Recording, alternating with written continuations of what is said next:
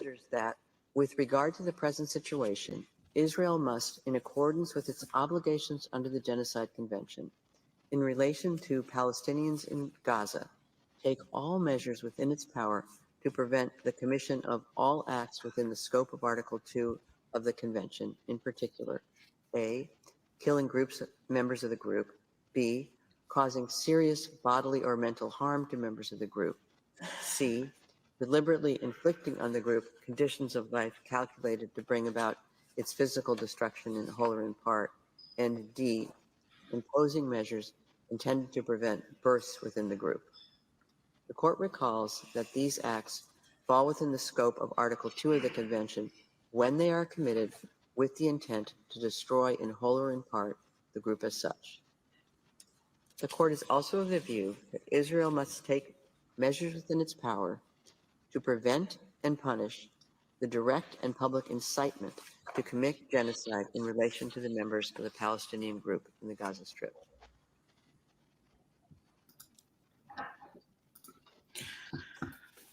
Good afternoon, good evening, dear followers and everyone who is watching with us. And welcome to another episode within the series of the Arab-Israeli conflict presented to you by the Arab American Center for Culture and Arts. With me in the studio is Dr. Ali Ajami, President of the Arab American Center for Culture and Arts, and Dr. Mohammed Al-Ajlani from Paris, and our special guest speaker today, Professor Ron Stockton. Welcome all to the studio. First of all, I would like to introduce Dr. Stockton, who's going to be our guest today. Dr. Ron Stockton is a professor of political science at the University of Michigan, Dearborn, and a research associate at the University of Michigan Center for Middle East and North African Studies. He is a co-author of A Time of Turmoil, a book on public opinion, and author of Dissent and in Order, a book on conflict within religious organizations. He has a long-standing interest in the Arab American community and was one of the two principal investigators on the Detroit Arab American Study, a landmark study of 1,016 Arab Americans and Chaldeans in Southeast Michigan. That project produced a team-authored book, Citizenship and Crisis, Arab Detroit After 9/11. He has written articles for Public Opinion Quarterly, the Middle East Journal, Middle East Policy, the Journal of Palestinian Studies, and the Armenian Review, among others. His 173-page curriculum unit, The Israeli-Palestinian Conflict, was used in classrooms around the country. He teaches comparative, non-Western politics, including a course on the Israeli-Palestinian conflict. The university has awarded him its Distinguished Service Award, its Distinguished Teaching Award, and its Distinguished Research Award. He makes frequent media appearances on CNN with Anderson Cooper, CNN with Paul Azan, Fox News with Brit Hume, MSNBC, ABC, CBS, PBS, IRN, and others. He is often heard on local radio and television and has written for the Detroit Free Press and Detroit News. He has most recently conducted also a multi-year study of Muslim gravestones in Southeast Michigan and produced a photographic exhibit, conference papers, and a formal lecture on that subject. Dr. Stockton is retired, and now he has a podcast that we will leave the link to in the comment section. So please do visit the podcast. He has a few lectures about the current situation in Gaza, among which also 2 episodes on the ICJ ruling. We continue over 100 days with the Gaza conflict, and the most recent news is the ICJ reply to the ruling that actually came out today. Today, we will be focusing on this subject, examine it, and answering your questions with Professor Ron Stockton. Professor, I'm going to give you the platform to speak about the most recent update and analyzing the reply of the court today to the hearing. Thank you. Well, you cited the most important passage, I think, when you showed the Chief Justice handing down her ruling, she basically gave the definition of genocide and told the Israeli government and Israeli military to cease doing these things. She did not accuse them of genocide. You couldn't do that until there's a full investigation, which will probably take a couple of years. But they issued what is called provisional findings. And the provisional finding is that if you are doing anything which would ultimately be a part of a genocide, should a genocide be determined, then that is something you can't do. So that's what happened. I think it's a bit shocking. There's been a lot of efforts to explain this away and to say that it's not really that important. I think it's extremely important. When the attack of October 7th occurred, I think we all recognized immediately that Israel would respond with a fierce attack on Hamas. Everybody knew that, including Hamas. They were waiting for it. I think what nobody anticipated was that the casualties would build up, and that an exceptional proportion of them, over 2/3, maybe even more, be women and children. The people who study fatality patterns noted that the death patterns are very similar to the population in general. If you're fighting an army, most of the people being killed are young men. But when it's women and children, there's something very different going on here. So in late December, South Africa did what none of us had been expecting and filed a charge of genocide against Israel. I've read that document, and it's an extremely well done document. It's a very, very professional. It's very strong in law. It's got a very large number of footnotes, of scholarly footnotes, and it's thoroughly documented. And the court heard it almost immediately. And then within just a few weeks, they issued a ruling, which had preliminary findings. That's all they can issue at this point. But they had preliminary findings basically prohibiting Israel from doing certain things that might contribute to genocide, should a genocide be determined. And so those are some of the main points, I think. To determine genocide, that document, the Genocide Accord Convention, written in 1948, it's very strange as you read it. I used to have my students read it, and we would discuss it. It relies on intent. You have to, if you are acting in a way that's destroying in whole or in part the ability, in whole or in part, that's a critical phrase, the ability of a people to function, that people being a religious, ethnic, cultural group, whatever they may be, then that's a part of the problem. But your actions have to be, you have to have an intent to be committing a genocide. So how do you prove intent? It's almost impossible. It's very hard. So what they do is rely upon incitement. If you can find evidence of incitement, that is, your leaders are urging people to engage in mass killing or something of that nature, then that's evidence. So that document that South Africa submitted has an extensive section where it discusses incitement by various leaders, including Prime Minister Netanyahu. And to me, the passage that was the most shocking, I think, to me personally, was that when he encouraged his soldiers to remember Amalek. Amalek there's a story in the Bible in which God orders the Israelites to completely destroy the people of Amalek. They were a people who were actually at the very center of Jewish history. And as the Hebrews were fleeing from Egypt, Amalek attacked them and betrayed them. And so God orders Saul, the ruler at the time, to take his army and to destroy every single person, every man, every woman, every child, every suckling, every animal, every sheep, kill every single thing. And Netanyahu actually told his soldiers to remember what we are told about Amalek, and you are fulfilling that destiny. And it's very it's filled with references to incitement, which I think is very, very powerful. Thank you, Professor. Now, when the ruling came out the first time, there were conflicting opinions about it. Actually, there were some active members of the community who had a call out that please stop playing down this ruling.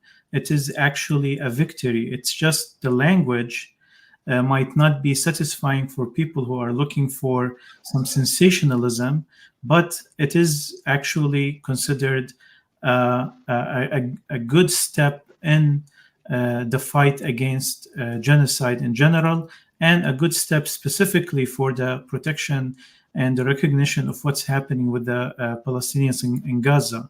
What is your take on that? Was the language sufficient from a legal perspective, or was it? Yes, Yes, go ahead. the language is very powerful.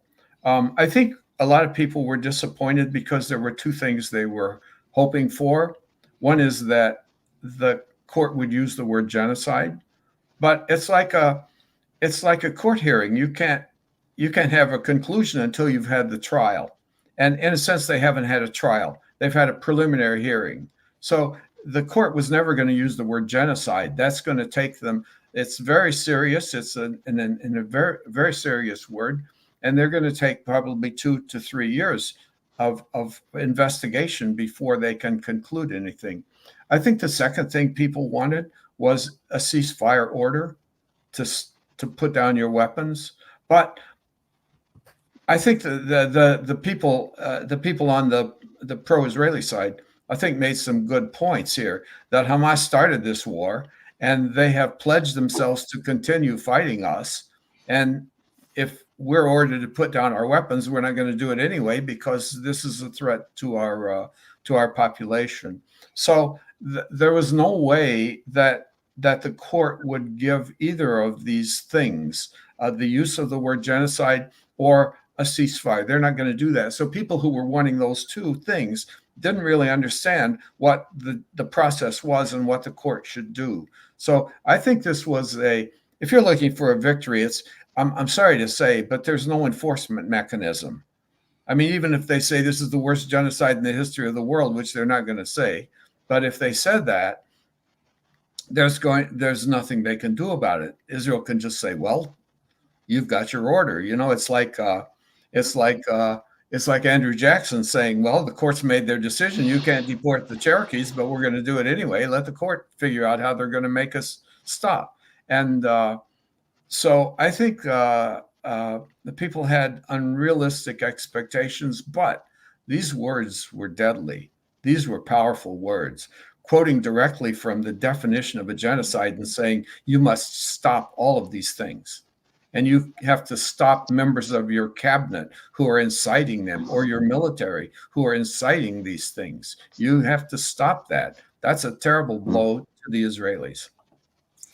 Now, as far as if we go back a little bit to the definition of genocide, Professor Stockton, which you have a lecture about and a podcast from 2020 that you recently also reposted on your podcast.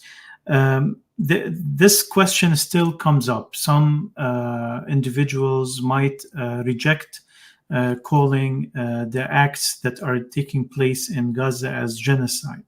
Although this indiscriminate and intentional targeting of mass of civilians as a political punishment or as a political pressure on the group that reckons itself as resistance, or Israel sees it as a terrorist group within Gaza, that itself is, it defies the rules of the Geneva Convention and other rules, and it also falls under various definitions of a genocide as it was established in 1944 and beyond.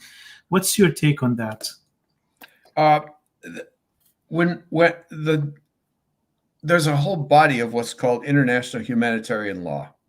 This all flowed out of the Second World War. Suddenly, the world community, the new United Nations, decided we really need some rules. When you go to war, wars happen, you kill people, that's what happens, but you can't just do what you want to do. So they, for example, both the Japanese and Germans did experiments on prisoners of war, and the Japanese would dip people into freezing water to see how long it took them to die, and they did that because they figured that sooner or later some of their soldiers are going to end up in the water, and they wanted to know what the survival rate would be. So that's one of the rules that's banned under international law. You can't do experiments on people. And of course, the Nazis did a lot of experiments, and they're pretty terrible things. We think of the Holocaust, but in fact, the Holocaust, it's called a continuum. You know, the founder of this concept, Raphael Lemkin, who invented the word genocide, he said there's a continuum, like a line. The very end of that line, the very worst example is the Holocaust, where the goal was to kill everybody. But he said along that line, there's a lot of Holocaust definitions which don't reach that goal. Nobody suggested that the Israelis are trying to kill every single Palestinian. That's not even the worst polemicist hasn't made that accusation. But although the Israelis make that accusation against the Palestinians, but these are war crimes that are defined. And many people, one of the criticisms of South Africa was, why didn't you bring a charge of war crimes?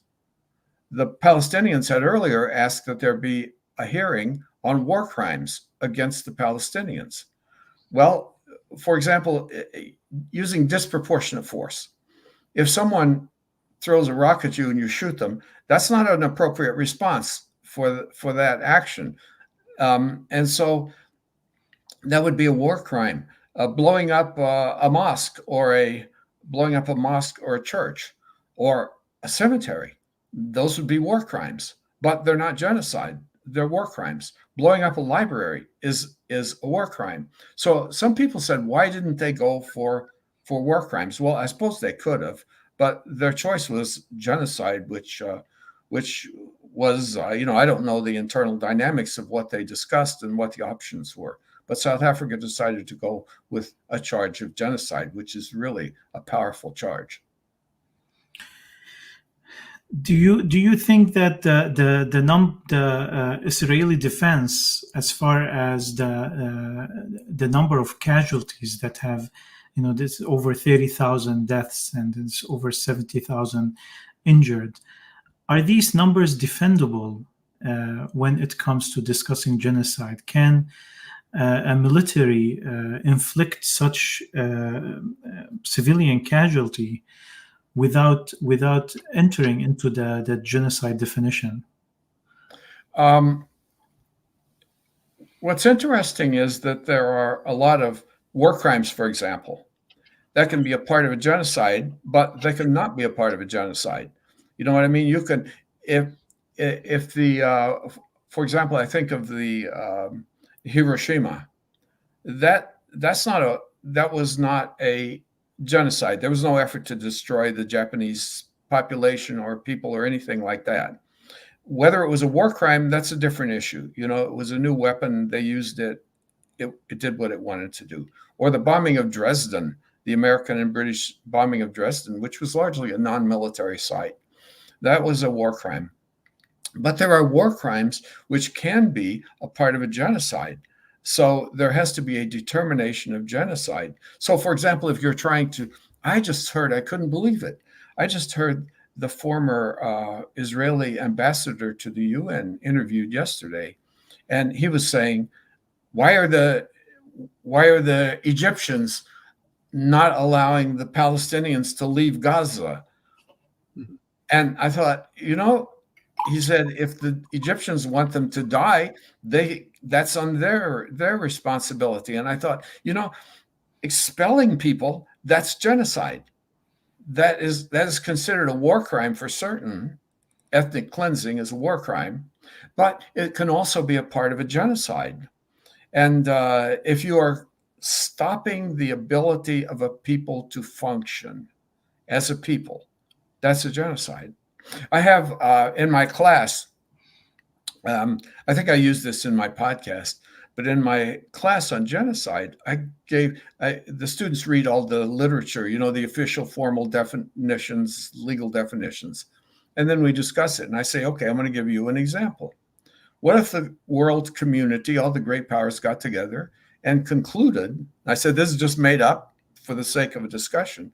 What if they concluded that putting a Jewish state in the middle of the Islamic world was a mistake? It's not anybody's fault, but it's a mistake. So we're going to have to dismantle Israel. We're going to give every Israeli an opportunity to move to any country they want. We'll give them $1 million to start up. We'll guarantee them that they will never be subjected to even an insult. We're making this up so we can make up whatever we want. Not everything will be moved. There won't be one broken piece of China or anything like that. This will be a completely zero damage process. All that's missing is Israel. It no longer exists. Now, based on the definitions, is that a genocide? Most people assume it takes massive killing to have a genocide. But I just gave you an example in which a people cease to exist, but there's zero harm. So is that a genocide? I kind of think it is. If you exterminate a people, I think what Americans did to Africans was a genocide. And just theoretically, what if not a single African had died still in that process of being enslaved and whatever? What if nobody had died, a single person? Still, that would have been a genocide. Why? Because they ceased to loot, they lost their identity, they lost their homeland, they lost everything. And so I think this is I like teaching this unit. I didn't like teaching it because it's such a depressing thought, but I like teaching it because it's so intellectually challenging to finding exactly what is a genocide. And my students liked it too. They thought it was very, very challenging and provocative to try to understand this term, which we use so casually. Professor, after the Rwanda genocide, President Clinton said that the world has interfered late, and we pledge that this will be the last genocide that we will allow on our watch. And after that, several incidents has happened on Earth, or situations where you can call genocide, or at least presume that it can be genocide. What have we been missing? Is the word being hypocritical, especially the powers in charge, or has it been that there are no mechanisms since the establishment of the United Nations till today to enforce any of the United Nations resolutions or even the ICJ rulings? I think that's a real weakness. But we have to remember that there has never been a formal determination of genocide. The word was used in... You mean Rwanda? Pardon me? You mean in Rwanda? The word genocide there has never been a formal determination of genocide since the Genocide Convention was passed, which is interesting because we look around at what happened in Cambodia, where probably a quarter of all Cambodians were killed. We look at Rohingya. There's just a host of things. We looked at what happened in Bosnia. We look at all of those things and we say, what? There's not been a single there's not been a single determination of genocide. That's correct. Not since the Genocide Convention was created has the court found genocide. And so that's kind of disappointing, isn't it? But it's kind of like the dog that catches the car. If you determined that a genocide had occurred, what would you do? Because we know that the country would say, no, it didn't. And now how are you going to enforce it? Well, that would take a whole range of activities. Maybe there could be sanctions or whatever, but it's not written into the Genocide Convention what the actions would be if there even were a determination. Some activists are saying that some of the repercussions of the ICJ ruling, if it reaches to a point where it actually convicts for genocide, that a lot of the officials, administration, the Israeli administration, will be wanted for war crimes. It will create a lot of problems diplomatically for them, for traveling and trade, etc. It will create a lot of legal problems. Also, it can also lead to other people and countries who were involved. So, do you think that the Biden administration can be next on the ICJ? I know that there is a lawsuit already nationally here against him, but do you think that that would be a case that would be raised to the ICJ, and should the Department of State be worried? This is very dangerous. You don't have to wait for a determination of genocide.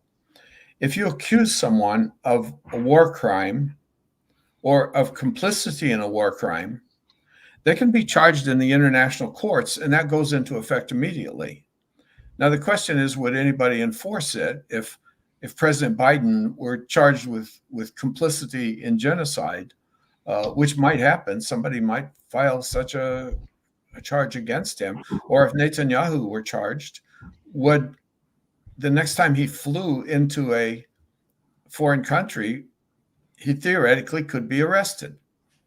And because of the principle of the universal jurisdiction, that is, if this is an international crime, then any place in the world you could be arrested. So that's I think that's a realistic thing that might happen. And I know the Israelis have told several of their top military commanders not to go overseas because they would be exposed to possible arrest. And that happened before October 7th. That's something that happened because of the previous major war, as you'll remember, your listeners will remember, during Ramadan.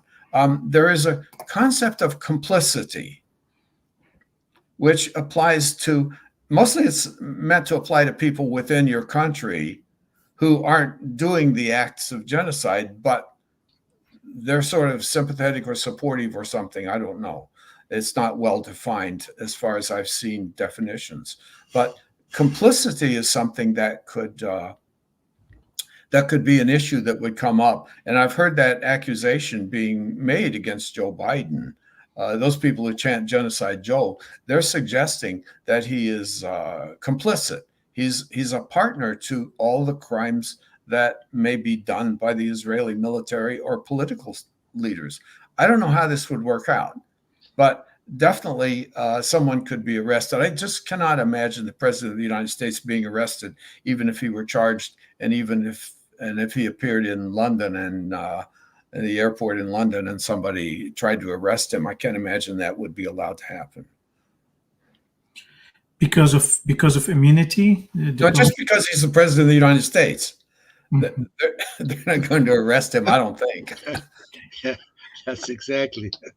Before I continue with other questions, Professor, I'd like to open the floor for Dr. Ali Ajami, Yeah. Dr. Muhammad, and any of our listeners if they like to jump in. I didn't go into the details of the court proceeding because Dr. Stockton has already went through it in details on his podcast, Stockton After Class. You can find it in any of platforms, Spotify, iTunes, etc. I put a link in the comments, and please follow that podcast. Listen to it in your car. It's very informative. Dr. Ali Ajami, تفضل. Yeah, Doctor, I just want to elaborate on something you mentioned. You know, I'm telling you this by experience. I've been living in Lebanon, the Middle East, all my life. Israel never recognized an international law, never implemented, never respected. Why do you think we might think that the Israelis, if any decision pops up from the ICJ, they might recognize it or implement it or respect it. I don't think they would. It's going to So, take 2.5 years or so before any determination would be done. But when that came down, is there any reason to believe they would respect it? I don't think they would. so why then? Why are we doing all this lot of blah, blah, blah, blah, talking, and then by the end, the party that he's accused is not going to implement it? Well, I think there's something good. I think the hearing itself is good. I think that document, which I think is 40 pages, single spaced, and most people are not going to bother to read that. But a few hundred people have listened to my podcast already, and I would hope that more would. And I'm giving them a short, 40-minute summary of what's in that document. I think that document, even if it hasn't been read, it's had an enormous impact around the world. I think Israel's reputation is in shambles. It was before, perhaps, but this document has added a depth of seriousness to what people were suspecting all along. And look what it's done in our own country. It's the whole process has created a political upheaval that, I mean, I live in Dearborn, and a group of people from the president's campaign staff wanted to come and meet with Arab Americans, and they refused to meet with them. That's unprecedented. I mean, you know that political leaders, leaders of ethnic groups, they're always supposed to meet with people to try to maneuver, try to get something out of them, and they're refusing to do that. And I think if you look at public opinion, this war has produced a catastrophe. It's a generational gap. If you look at those people under 30, probably 20% of them support Biden's policies. If you look at people in my age group, it's probably 70% plus support him. I mean, people can't even talk to their grandkids. And I think probably parents and grandparents and kids are probably smart enough to avoid those conversations unless they happen to be from families that talk politics. By the way, I would point out that one of the first countries to ratify the Genocide Convention was Israel. One of the last countries to ratify it was the United States. And that was because Strom Thurmond, you remember him, he was a very racist senator from the South. He said this would overcome the right of the Senate to be in charge of criminal investigations. And so he said, we will not approve ratification. He was on the committee that had to approve it. He said, we will not approve ratification unless there's a provision that the Senate has to approve a charge of genocide. Well, come on. If we're charged, I'll tell you what he was afraid of. He was afraid of that we would be charged with genocide against African Americans. But I think that's really interesting. You can't charge us. I mean, wouldn't that be great if you were a drug dealer and had an understanding that you can't charge us unless I agree? You can't charge me unless I agree. I mean, talk about countries being unwilling to comply with international law. You can always just say, well, that's wrong, or they got it, that doesn't apply to us, or whatever, and then just march away. So if you're disappointed and if you're discouraged slightly, so am I. Okay. Something else about the ICJ itself. You know, since the very beginning, when the ruling started, when the hearing started, there was a lot of speculations, a lot of doubts that this might not lead to any place because the court itself is politicized. It's manipulated, oriented, guided by politics. How come there was even the decision wasn't this strong as we wanted it to be? How did it come over? I had the exact same concern. And I said in my podcast, I think the Americans are going to look out for the Israelis. And the chair of the committee, by the way, is an American, Donahue, and she's very good. And what was interesting was that the vote was almost unanimous. And you've got the Americans and the Russians; they're always maneuvering against each other. And so I was kind of waiting for some evidence of divisions, exactly as you and I suspected, and it didn't happen. The vote was almost unanimous. There were two judges that voted no. The Uganda judge voted no on everything because she said this is a political issue, not a legal issue, and they should negotiate among themselves, which I completely agree with that. If they could work it out at the table, good. I've been hoping for that for 30 years. But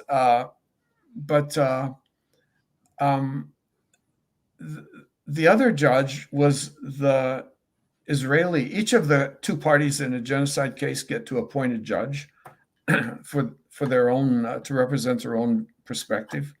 And so the Israelis appointed the former head of the Supreme Court, the High Court. His name was Barak. And he's a very respected judge. He's very smart as a judge, and he's got a lot of integrity. So he was appointed. And it's very interesting that of the six provisional findings, he supported two of them. He supported the one on the Israelis should allow more humanitarian assistance to go in. And he said, I completely agree with that because I'm sympathetic to the Palestinians and what they're suffering. And he started, by the way, by said, I want to make a personal statement. He said, I was a 6-year-old boy in Lithuania when the Nazis came in. They rounded up all the kids in my school and killed them all. And he said, my mother and I were able to escape into the forest. And he said, so for me, this genocide, this word, this is painful for every Jew, which it definitely is. But he voted for two of those resolutions, one being humanitarian and the other on incitement. And he said, I think some of the incitement examples are heat of the moment. You're in a war and you say something outrageous and you say, well, that's not policy, actually. But he said, still,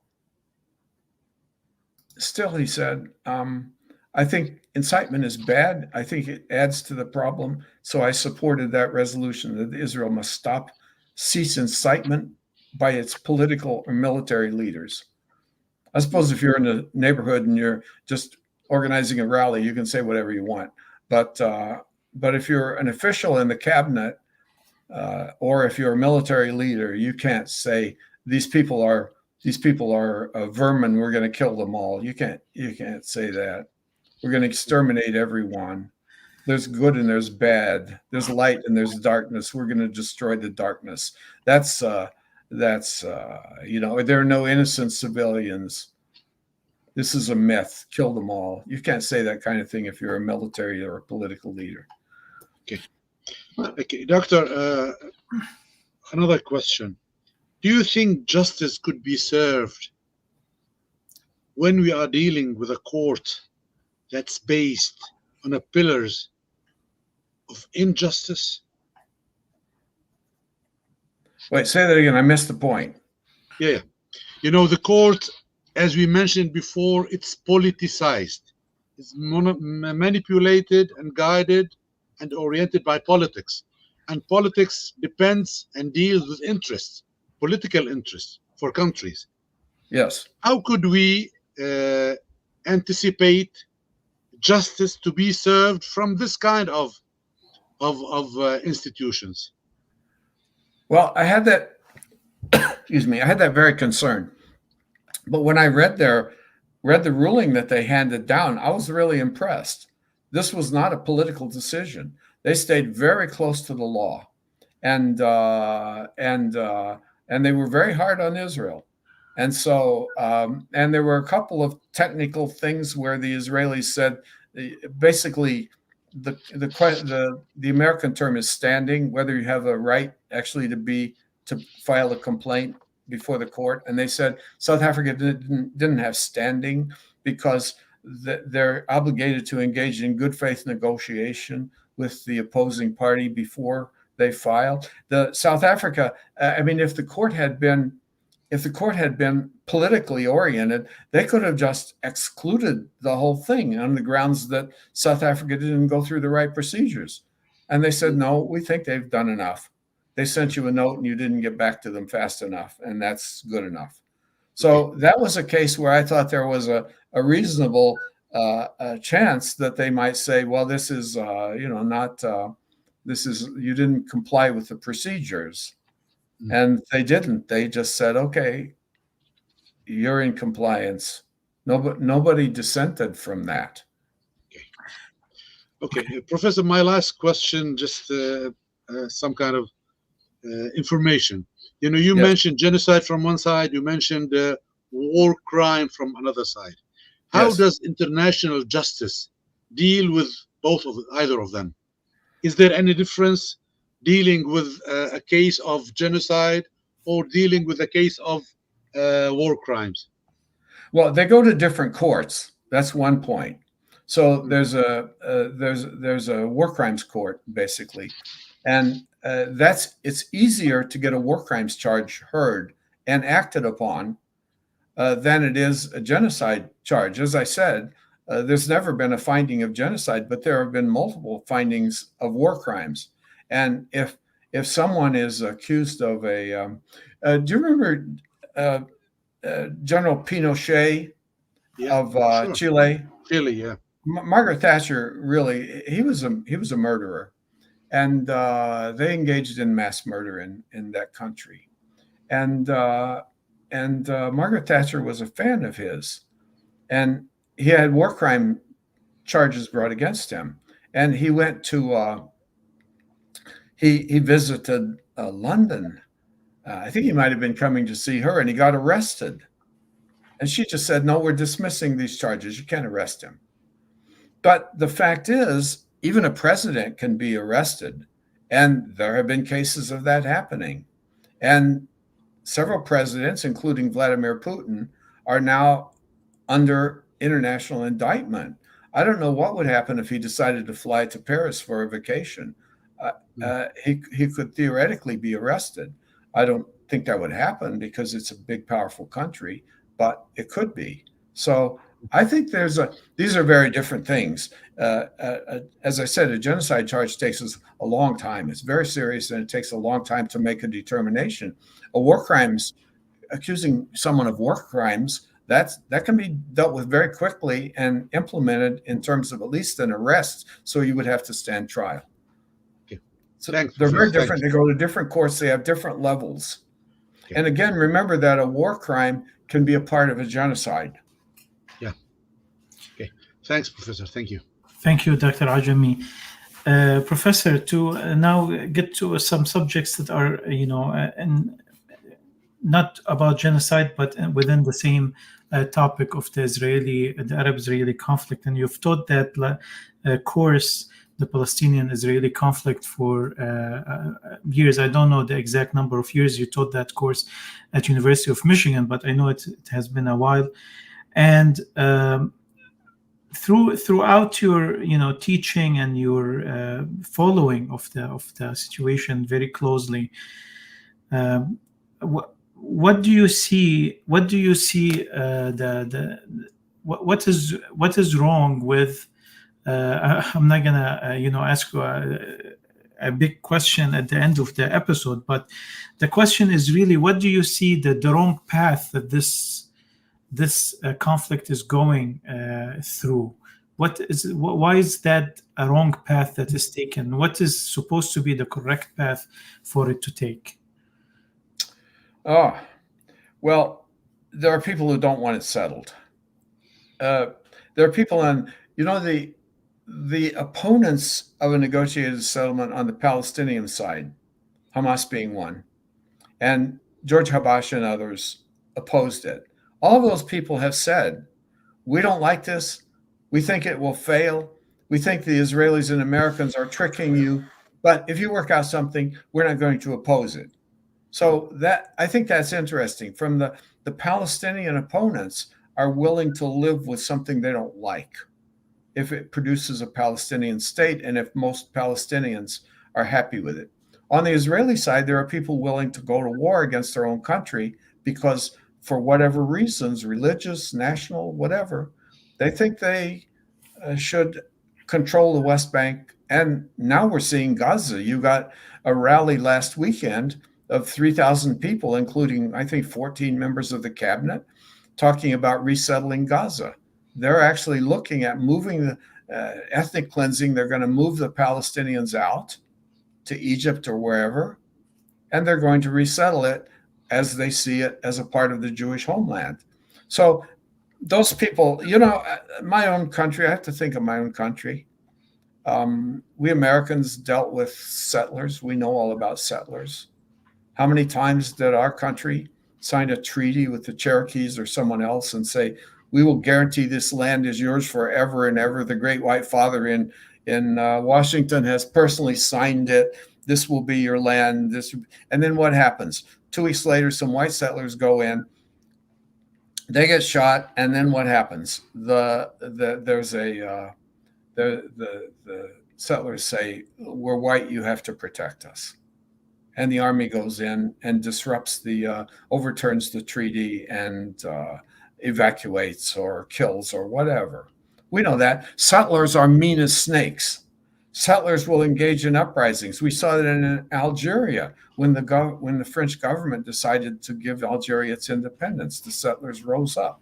That happened in Rhodesia, Zimbabwe. The settlers refused to accept the settlement. And so I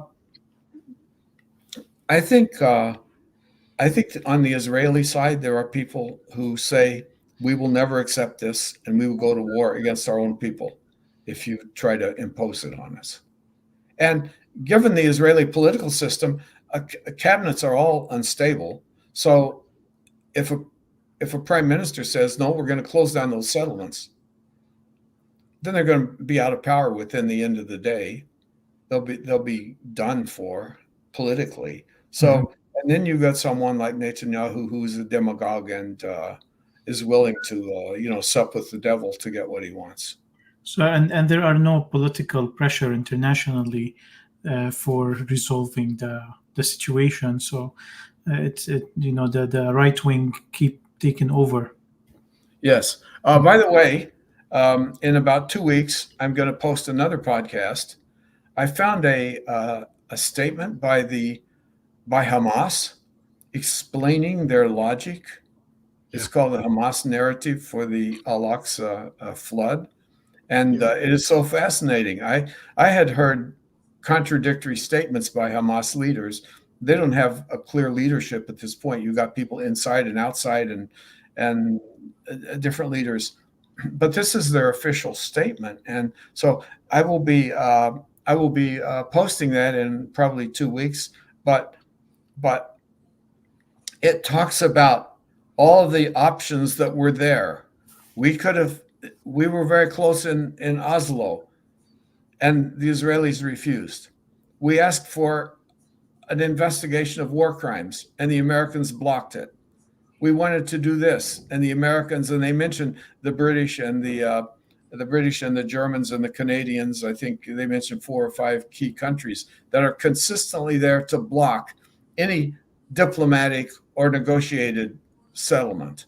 So this is not just happening because Israelis are difficult or because Netanyahu is a demagogue. It's happening because our own country has played an important role in blocking anything meaningful from happening. Right.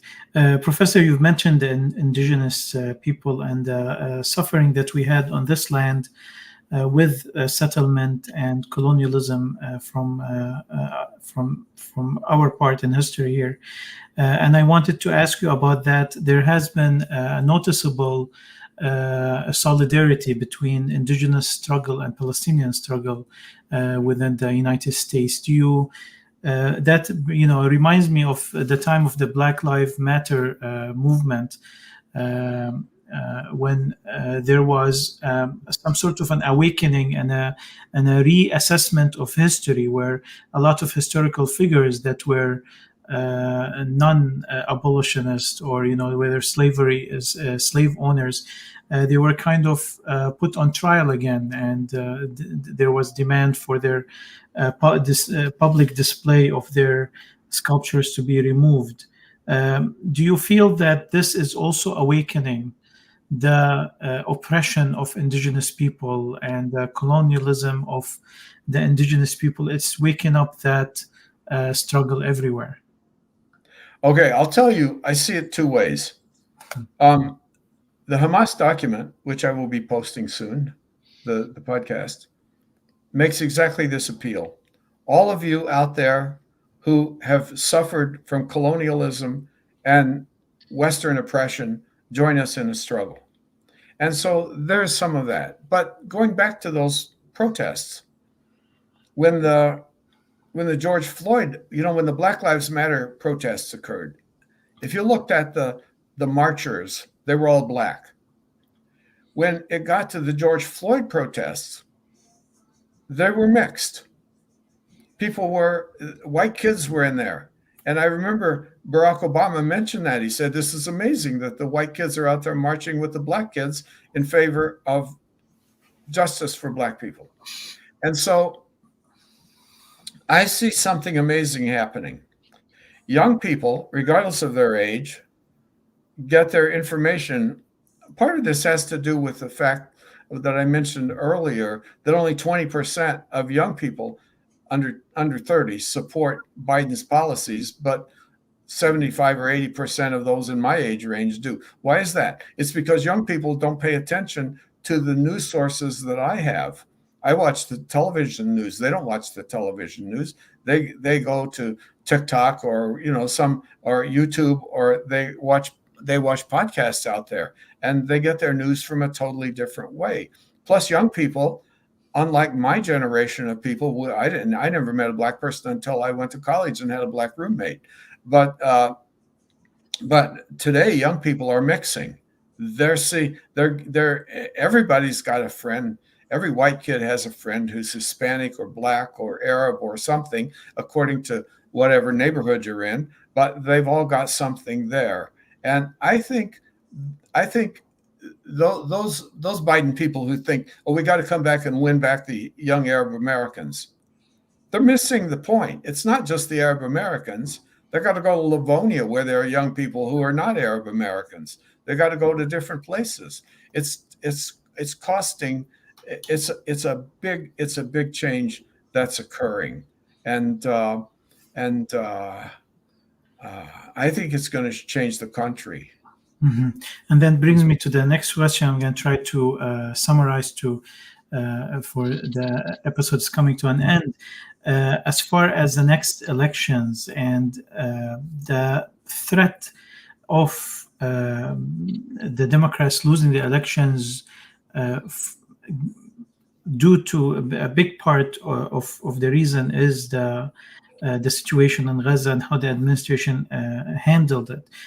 Do you feel that it is coming to a critical point of the failure of the two-party system in the United States to really satisfy the majority of voters, given that 68% of those polled were against, they were with ceasefire, while 100% of the Senate, that was the first vote, was against ceasefire. There is a huge discrepancy between representation and voters. Do you feel it's time to break up is this the time now for a movement to break up the two-party monopoly over the administration of the United States? No, I've got some bad news for you. As long as we have what is called single member plurality, we don't vote. We don't have majority rule in this country. The person who wins, the party that wins, is the party that gets more votes than anyone else. That's not majority rule, that's plurality. And so we have single member plurality. So if you've got 10 candidates running for the Senate, technically someone getting 11% of the vote can be elected. What that means is that third parties always disappear because they don't have a permanent base. They will always be defeated, even if you have a third party which gets a third of the vote, and someone else gets a third of the vote, and the other party gets 34% of the vote. Then the 34% wins, and the two 33s. Next time around, one of them is going to end up with 20% as the voters migrate to the other party. So I think it would be great if we had a proportional representation. I think that would be great. What I would like is something like the Germans have, that they vote. When you go in and vote, you vote for two people. One is your local representative that you want, and then you've got names in front of you. And secondly, you vote for your favorite party. And what they do is take the percentage that each party gets and allocate a certain number of seats to them based on that. So if you get 15% of the vote, in fact, in the German rule, if you get 5% of the vote, you get 5% of all the seats. And they give extra seats to make sure that comes out right. I wish we did something like that. Or I the would love weight to. ballot. Pardon me? The weight-based ballot, where where you get to choose your second best and third best, and No, then... that's different. I think there's also merit in that, Mhm. because what it does is drive away the rather kooky candidates. Uh-huh. I think either of those systems would be better. But if you want a third party out there, you need to have something like the Germans have. Mhm. Okay. Wissam, if you permit me, I have one last question, unless if you have something else. I'll have something after you. تفضل. Okay. Professor, since day one of the war, we have seen a blind support from Biden's administration to Israel on all levels. All levels. Why do you think this is happening? Why this blind support? Without even, during further, through the weeks, we have noticed that Biden's administration was trying even to hide out, to cancel some things that the Israelis were doing. They were denying that they're bombing the hospitals and so on and so on. Why this blind support? Well, it's even worse than you describe. I mean, Biden said he's seen the photos of the beheaded babies. Those photos apparently don't exist. The Israeli military refuses to confirm it. Plus, you've got the issue of RPGs, the grenades which blow up, and they typically blow off heads if they get in the right position. So there's no way to confirm that. And Biden says, I know it's true. I've seen it, which means Netanyahu sent him something. I think Biden has a visceral, I don't think it's just politics for him. It's visceral. I think he has a sense of, I taught my class on the Israeli-Palestinian conflict for 40 years. And I discovered, when I started teaching, I thought, okay, I'm going to have big trouble here. I'm going to get Jewish students and Arab students getting mad at me. And it never happened. Never happened. They were very open. They were very thoughtful. I really admired my students for their willingness to deal with such a terrible topic, and an emotional one where so many of them had personal family ties on both sides. But what I discovered was that the ones that resisted, I'll say resist, they didn't rise up, they didn't challenge me, but the ones that found it hardest to deal with the information were those who saw Jews through the Holocaust. If you think of Jews in terms of the Holocaust, then you immediately are really sympathetic to everything. You say, oh my gosh, think of the Jews who have to deal with the term genocide describing their own country. Well, that's a pretty terrible thing. So I can imagine that that would be very distressing. But I think Biden, I think, is viscerally, instinctively pro-Israeli. I think that's the case. You got other people who are think of in Michigan, if you're Michigan people, the Democratic candidate Elise Stefanik, who's running for Senate. She's Jewish. She's very pro-Israeli. She spoke very strongly about Israeli at the beginning of the war, and then suddenly she's out there calling for a ceasefire. Yeah. Why did she do that? Well, I think she. I respect her her willingness to change positions, but I think she probably did a poll, and they said, you're having trouble with this Yeah. with this issue. So I think there's sometimes politics. I think in the past, of Henry Kissinger, who was trying to get the Israelis to pull out of the Sinai. And if you remember, there's a pass there, and he wanted them to pull back beyond the pass. That would be the first phase of a pullback. And as he said, they were all convinced that I was going to betray them. And here's Henry Kissinger, a survivor of the Holocaust, and they said he was convinced that I was going to betray them. And he said, I suddenly said to myself, I'm not a psychiatrist to the Israeli cabinet. I'm the American Secretary of State. So I told him, pull back. This is in his memoir.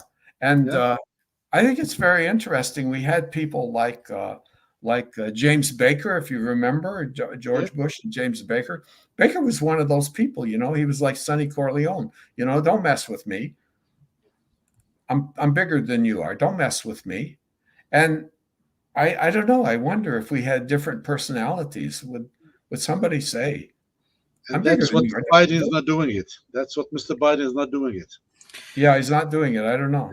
Professor, do you think that the authorization of the military operation that took place in Yemen without the permission of the Congress, due to an act that the president can authorize something that protects American ships, although American ships were not threatened, only Israeli ships were threatened at that point. What do you think of that? Yeah, the War Powers Act, which was passed after Vietnam ended and people were really upset. They said, you can't just go into war. You got to come to the Senate and you need to keep renewing it. If we give you authorization, you got to come back later and get another authorization. And so I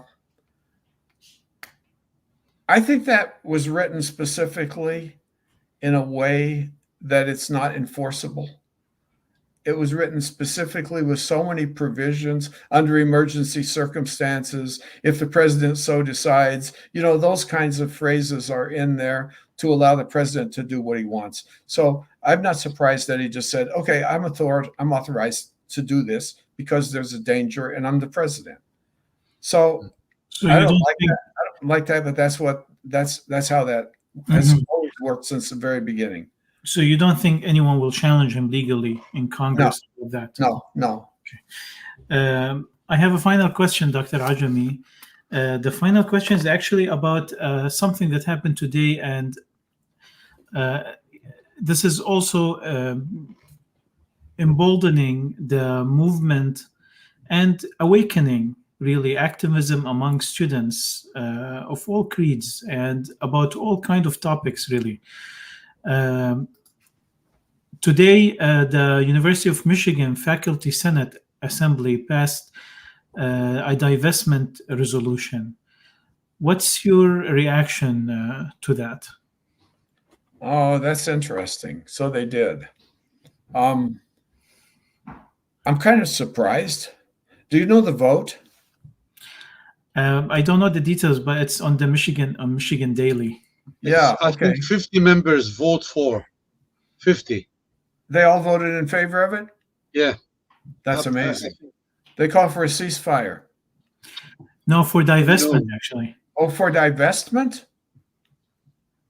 Oh my gosh. Yeah, I tell you, my campus has twice, our student government has twice passed divestment resolutions. Once, maybe maybe 20 years ago, and once maybe 5 years ago. And I remember 20 years ago when the first time it was passed, the head of the student government was in one of my classes. So I said to him in the class, I said to him, okay, let me ask you something. I said, you know that not even one region is going to pay any attention to this, and they may not even be willing to receive it. They may find some way which they say we don't even want to talk about it. You know this, and I know this, and everybody in the room knows this. So why did you pass this resolution? I thought that was a really good question. And he said, well, I passed it because I think it's good to keep raising the issue over and over again and making the power structure decide what they want, how they want to deal with this.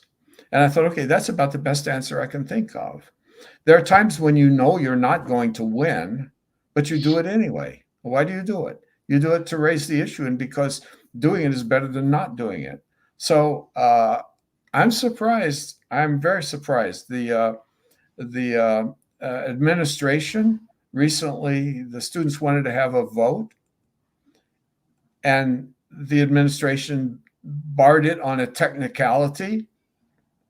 It's as if the court in The Hague had said, no, South Africa can't have standing because you didn't spend enough time talking to the Israelis. You know, they looked for an excuse and then said, okay, here's a rule. You can't do that.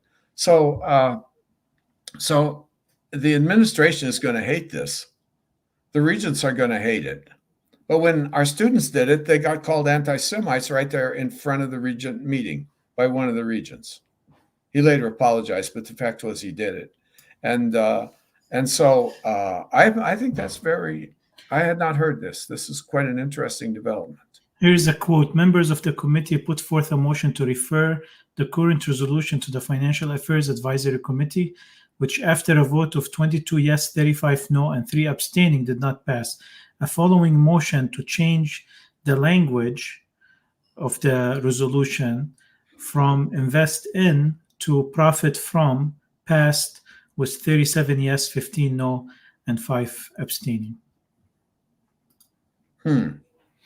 So I wrote, the Presbyterians had a motion to sell shares in 5 companies that profited from war. And they had a longstanding policy, 20, 30 years policy, that they could not invest in anything that made profit from war or conflict. So they wanted to sell United Technologies and Caterpillar and a few other companies. And the reaction was amazing. I published 3 articles on this. They tried 3 times to get this passed. And finally they passed it by 4 or 5 votes out of a few hundred.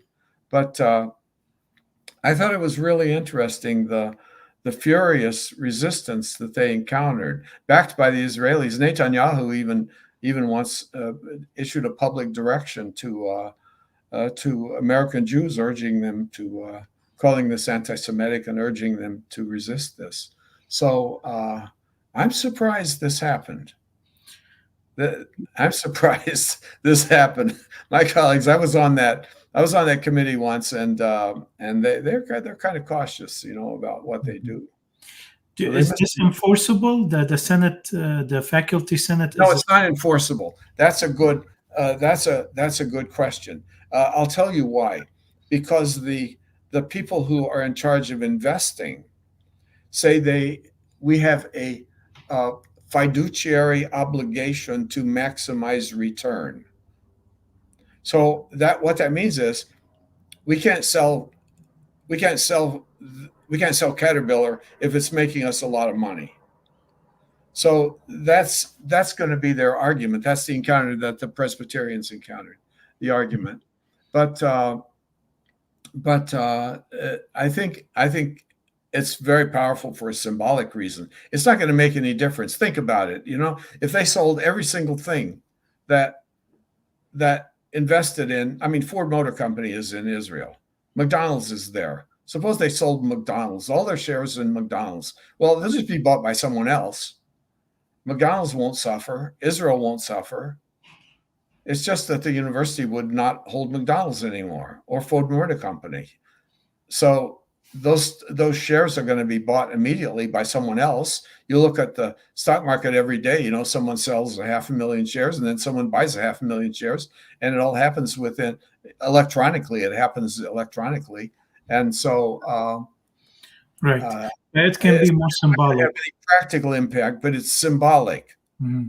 The same way when the Presbyterians voted, it had zero economic. You know, you heard these Israeli supporters who were saying this is an effort to destroy the Israeli economy. No, it wasn't. It was a symbolic slap in the face, and that's why they fought it so hard, because it was a slap in the face. Do you feel these symbols they will reach to a critical mass, especially that within after 2030 the majority of voters, there will be Generation Z? Do you feel that it will actually reach to a critical mass where it's going to cause a political change in the country? I think some people are going to lose their elections in the coming, and Joe Biden might be one of them, who are going to lose their elections in the fall because of this. I don't know how many. I'm just speculating, but there's got to be some people out there who won by a 1% margin last time around, and they're going to lose by a 4% margin this time. So that's going to happen. They're going to have people chanting at them, and so I think it will have an impact. We should not anticipate a massive transformation of the American political system. That's not going to happen. But I could imagine a dozen people losing their seats over this, and that will determine who controls the House of Representatives. Mm-hmm. And that will be not even in 10 years, and then in the decade from today. It could happen right now. This is a hot issue. Mm-hmm. Oh yeah, this is a hot issue right now. So I mean, maybe it could happen. I mean, a total transformation or an important. No, I don't see that.